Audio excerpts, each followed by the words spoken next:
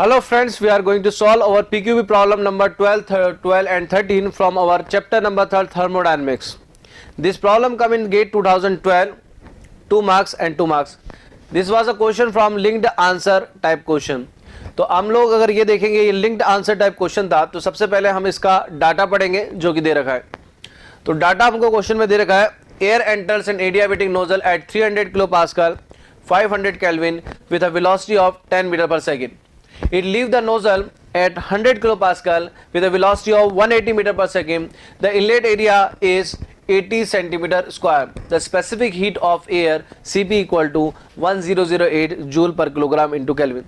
This is the question. This is the data of the question. And question में दे रखा है the exit temperature of the air. सबसे पहले इस क्वेश्चन में एक चीज नोटिस करने वाली बात है कि ये एक एडियाबेटिक नोजल है. इसका मतलब heat transfer from this nozzle और टू दिस नोजल जीरो होगा.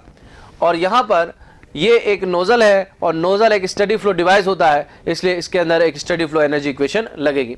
तो फर्स्ट क्वेश्चन का सोल्यूशन करने के लिए फ्रेंड्स बहुत सिंपल है, पहले आप study flow energy equation directly लिख दीजिए. तो स्टडी फ्लो एनर्जी इक्वेशन हमारे पास क्या होती है, हमारे पास स्टडी फ्लो एनर्जी इक्वेशन ये है, H1 plus V1 square by 2 plus GZ1 plus Q equal to H2 plus V2 square by 2 plus GZ2 plus W. Friends इसमें अंदर सबसे इंपॉर्टेंट बात ये होती है कि आपको यूनिट का प्रॉपर तरीके से ध्यान रखना है. किसमें Q दे रखा है, किसमें W दे पूछा है, तो इन यूनिट्स का आपको ध्यान रखना है, यही गलती होती है.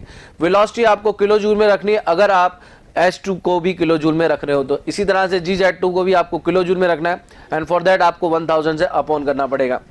तो इस इक्वेशन में जो हमको दे रखा है, सबसे पहले इंपॉर्टेंट बात कि कहीं पे भी पोटेंशियल की बात नहीं हो रही है, Z1 Z2 की बात नहीं हो रही है, इसका मतलब Z1 Z2 बराबर होंगे.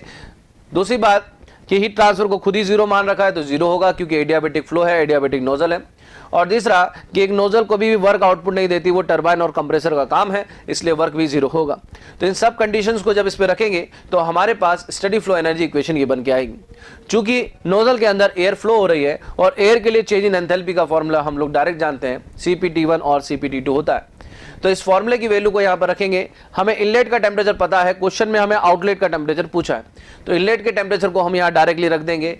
चूंकि हम लोग यहाँ पर Cp को जूल में ही यूज कर रहे हैं, तो यहाँ पर 2000 या 1000 से अपॉन करने की कोई जरूरत नहीं है, आप डायरेक्टली यहाँ पर रखिए.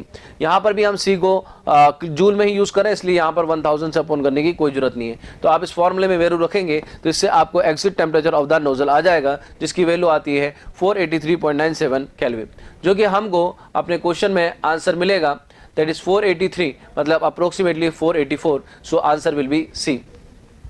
अब इसके अलावा क्वेश्चन में आपको सेकंड पार्ट में ये पूछा है the exit area of the nozzle in centimetre square. देखिए जब भी इस तरह का क्वेश्चन है, सीधी सी बात है, नोजल के अंदर मास फ्लो रेट कंजर्व होगा because it based on conservation of mass. So mass flow rate conserve होगा तो जितना मास एंटर हो रहा है उतना मास एग्जिट करेगा. और जैसा कि आप सब जानते होंगे मास फ्लो रेट का जो फॉर्मूला होता है that is ρAV. Mass flow rate का फॉर्मूला होता है दैट इज ρAV. तो इनलेट मास फ्लो रेट होगा ρ1 A1 V1 और आउटलेट या एग्जिट मास फ्लो रेट होगा ρ2 A2 V2.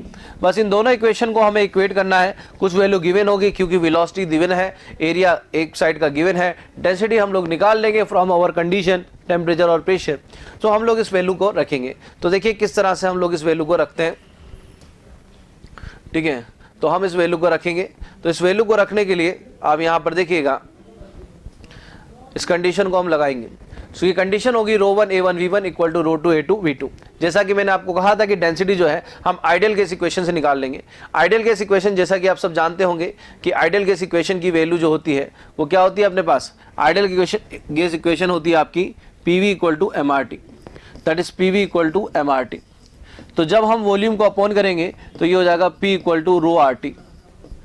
तो density which is known as rho also write as P upon RT.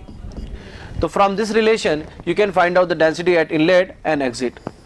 So when you can find out the density and put this whole the thing in this equation, we'll get the answer of A2, which is the exit area. Thank you very much.